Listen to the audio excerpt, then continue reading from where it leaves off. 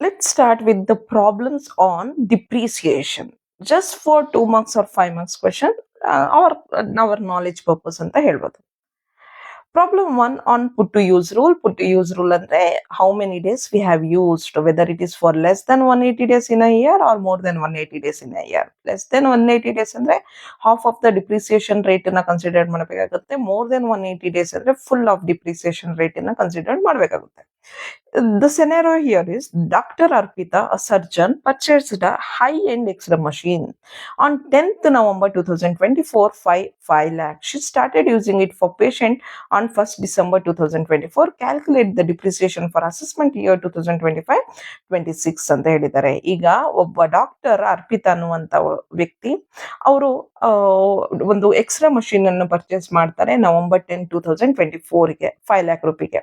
ಅದಾದ ನಂತರ ಅವರು ಆ ಮಷೀನ್ ಅನ್ನ ಡಿಸೆಂಬರ್ 1, 2024 ಇಂದ ಯೂಸ್ ಮಾಡಲಿಕ್ಕೆ ಸ್ಟಾರ್ಟ್ ಮಾಡ್ತಾರೆ. ಅಂದ್ರೆ ಮಾರ್ಚ್ 2025 ಅಷ್ಟರಲ್ಲಿ ಅವರು ಎಷ್ಟು ತಿಂಗಳ ಕಾಲ ಅದನ್ನ ಯೂಸ್ ಮಾಡಿದ್ದಾರೆ, ಎಷ್ಟು ದಿನಗಳ ಕಾಲ ಯೂಸ್ ಮಾಡಿದ್ದಾರೆ ಅಂತ ನಾವು ಚೆಕ್ ಮಾಡ್ಬೇಕಾಗುತ್ತೆ. Whether that is less than 180 days or more than 180 days ಅಂತ. ಈಗ ಎಕ್ಸ್ರೇ ಮಷೀನ್ ಅಂತ ಬಂದಾಗ that's a life saving equipment ಆಗಿರೋದ್ರಿಂದ ಅದ್ರ ಮೇಲೆ 40% ಡಿಪ್ರಿಸಿಯೇಷನ್ ಅಲೋ ಆಗುತ್ತೆ. ಅಸೆಟ್ ಯೂಸ್ ಮಾಡಕ್ ಸ್ಟಾರ್ಟ್ ಮಾಡಿರೋದು ಡಿಸೆಂಬರ್ 1 ಇಂದ ಆಗಿರೋದ್ರಿಂದ ಓಕೆ ಲೆಸ್ ದೆನ್ 180 ಡೇಸ್ ಆಗಿರುತ್ತೆ. ಅಂದ್ರೆ ನಾವು less than 180 days or more than 180 days ಅಂತ ಈಸಿಯಾಗಿ ಗೊತ್ತಾಗ್ಬೇಕು ಅಂದ್ರೆ ಒಂದು ಅಸೆಸ್ಮೆಂಟ್ ಇಯರ್ ಅಲ್ಲಿ ಅಕ್ಟೋಬರ್ ಗಿಂತ ಮುಂಚೆ ಪರ್ಚೇಸ್ ಮಾಡಿದಾರಾ ಅಥವಾ ಅಕ್ಟೋಬರ್ ನಂತರ ಪರ್ಚೇಸ್ ಮಾಡಿದಾರಾ ಅನ್ನುವಂಥದ್ದು. ಅಕ್ಟೋಬರ್ 4th ನಂತರ ಪರ್ಚೇಸ್ ಮಾಡಿದ್ರೆ 180 ಡೇಸ್ಗಿಂತ ಕೆಳಗೆ ಬರುತ್ತೆ. ಅಕ್ಟೋಬರ್ಗಿಂತ ಮುಂಚೆ ಪರ್ಚೇಸ್ ಮಾಡಿದ್ರೆ 180 ಡೇಸ್ಗಿಂತ ಜಾಸ್ತಿ ಬರುತ್ತೆ.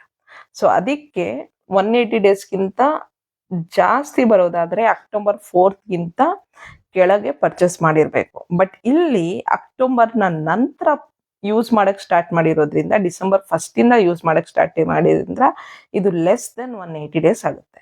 ಸೊ 40% ಏನ್ ಅಪ್ಲಿಕೇಬಲ್ ಇದೆ ಇದರ ಹಾಫ್ ಅಂದ್ರೆ 20% ಮಾತ್ರ ಡಿಪ್ರಿಸಿಯೇಷನ್ ಅಲೋ ಆಗುತ್ತೆ.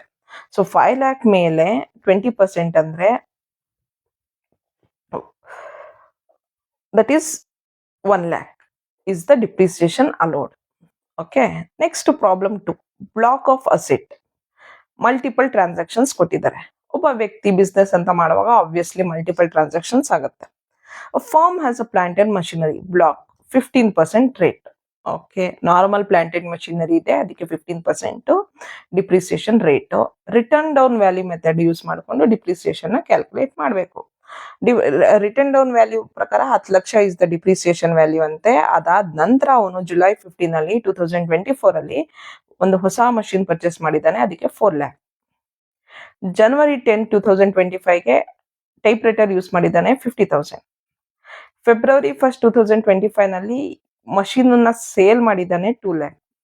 ಡಿಪ್ರಿಸಿಯೇಷನ್ ಎಷ್ಟಾಯ್ತು ಅಂತ ಈಗ ನಾವಿಲ್ಲಿ ಅಬ್ಸರ್ವ್ ಮಾಡಿದ್ರೆ ಜುಲೈ 15 ಅಕ್ಟೋಬರ್ 4th ಗಿಂತ ಬಿಫೋರ್ ಇದೆಯಾ ಆಫ್ಟರ್ ಇದೆಯಾ ಅಂತ ನೋಡೋಣ.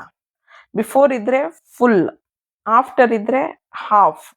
ಓಕೆ, ಜುಲೈ ಅಕ್ಟೋಬರ್ಗಿಂತ ಮುಂಚೆ ಇದೆ ಅಂದ್ರೆ ಇಲ್ಲಿ ಫುಲ್ ಬರುತ್ತೆ, ಫುಲ್ 15% ಬರುತ್ತೆ. ಓಕೆ, ಜನವರಿ ಅಕ್ಟೋಬರ್ ಆದ್ಮೇಲೆ ಬರುತ್ತೆ ಅಂದ್ರೆ ಇಲ್ಲಿ ಹಾಫ್ ಬರುತ್ತೆ. ಹಾಫ್ ಅಂದ್ರೆ 7.5% ಆಗುತ್ತೆ, 15% ಅಲ್ಲ, 7.5%. ಸೊ ಫೆಬ್ರವರಿನಲ್ಲಿ ಓಲ್ಡ್ ಮಷಿನ್ ಸೋಲ್ಡ್ ಆಗಿದೆ 2 lakh rupee.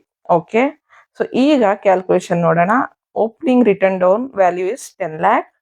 Purchase during the year is 4,50,000. Subtotal is 14,50,000. Money realized from sale is 2 lakh. Return down value before depreciation is 12,50,000. Okay. ಈಗ ಇದನ್ನ ಕ್ಯಾಲ್ಕುಲೇಟ್ ಮಾಡಿದ್ರೆ 50,000 ಮೇಲೆ ಡಿಪ್ರಿಸಿಯೇಷನ್, 50,000 ಅಸೆಟ್ ಮೇಲೆ ಡಿಪ್ರಿಸಿಯೇಷನ್, ಇದ್ರ ಮೇಲೆ 50,000 ಅಸೆಟ್ ಮೇಲೆ depreciation is 7.5%. 7.5% ಅಂದ್ರೆ 3,750 ಆಗುತ್ತೆ. ಆಮೇಲೆ 4 lakh ರೂಪಿ ಮೇಲೆ ಫುಲ್ ಡಿಪ್ರಿಸಿಯೇಷನ್ ಅಂದ್ರೆ 15% ಡಿಪ್ರಿಸಿಯೇಷನ್. 4 lakh ಮೇಲೆ 15% ಡಿಪ್ರಿಸಿಯೇಷನ್ ಅಂದ್ರೆ ಬಟ್ ಆ 4 lakh ರೂಪಿನಲ್ಲಿ 2 lakh rupee is paid so sold machine. So ಅದ್ರ ಮೇಲೆ ಏನಾಗಿದೆ ಅಂದ್ರೆ ಉಳಿದಿದ್ದಂತ 12 lakh, ಹಳೆ 10 lakh ಮತ್ತೆ ಉಳಿದಿದ್ದಂತ 2 lakh, 12 lakh ಅಲ್ಲಿ 15% ಫುಲ್ 1,80,000 ಕೊಟ್ಟಿದ್ದಾರೆ. Total 1,83,750 is the total depreciation amount. ಹೆಂಗಾಯ್ತು ಮತ್ತೆ ಹೇಳ್ತೀನಿ ನೋಡಿ. ಇಲ್ಲಿ 10 lakh ಆಲ್ರೆಡಿ ಇತ್ತು ಡಿಪ್ರಿಸಿಯೇಷನ್. ಓಕೆ, ಹೊಸ ಮಷೀನರಿ 4 lakh. ಓಕೆ, 10 lakh ಮೇಲೆ 15%, 4 lakh ಮೇಲೆ 15%. ಇನ್ನೊಂದು ಹೊಸ ಮಷೀನರಿ 50,000, ಆದ್ರೆ ಇದ್ರ ಮೇಲೆ ಫುಲ್ ಇಲ್ಲ, 77.5%. ಸೊ ಇದೆರಡಕ್ಕೂ ತಗೊಂಡ್ರೆ 15% ಅಂತ ಆಯ್ತು. ಬಟ್ ಇಲ್ಲಿ ಏನಾಯ್ತು ಅಂದ್ರೆ 2 lakh ರೂಪಿ ರೀಸೇಲ್ ವ್ಯಾಲ್ಯೂ ಬಂದಿದೆ. ಸೊ ಅದನ್ನ ಡಿಡಕ್ಟ್ ಮಾಡಿದಾಗ ಉಳ್ದಂತದ್ದು 12 lakh.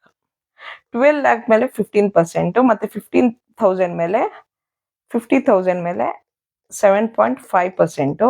ಇದೆರಡ್ರದ್ದು ಕ್ಯಾಲ್ಕುಲೇಟ್ ಮಾಡಿದಾಗ 1,83,750 ಬರುತ್ತೆ. ನೀವೇ ಕ್ಯಾಲ್ಕುಲೇಟರ್ ಇಟ್ಕೊಂಡು ಪೇಪರ್ ಪೆನ್ ಇಟ್ಕೊಂಡು ಕ್ಯಾಲ್ಕುಲೇಟ್ ಮಾಡಿ ಚೆಕ್ ಮಾಡಿ, ನಿಮ್ಗೆ ಅರ್ಥನೂ ಆಗುತ್ತೆ, ಜೊತೆಗೆ ಕ್ಯಾಲ್ಕುಲೇಷನ್ ಸರಿ ಬರುತ್ತೆ. ಸೊ ಇಲ್ಲಿ ಅಲ್ಟಿಮೇಟ್ಲಿ ನಮಗೆ ಕ್ಲೂ ಏನು ಅಂದ್ರೆ, whether it is purchase before October 4th, before ಆಗಿದ್ರೆ ಫುಲ್ ಡಿಪ್ರಿಸಿಯೇಷನ್, ಆಫ್ಟರ್ ಆಗಿದ್ರೆ ಹಾಫ್ ಡಿಪ್ರಿಸಿಯೇಷನ್. ಇಷ್ಟು ಗೊತ್ತಿರಬೇಕು. Okay, so this is the clue. This is about the depreciation related problems. Thank you.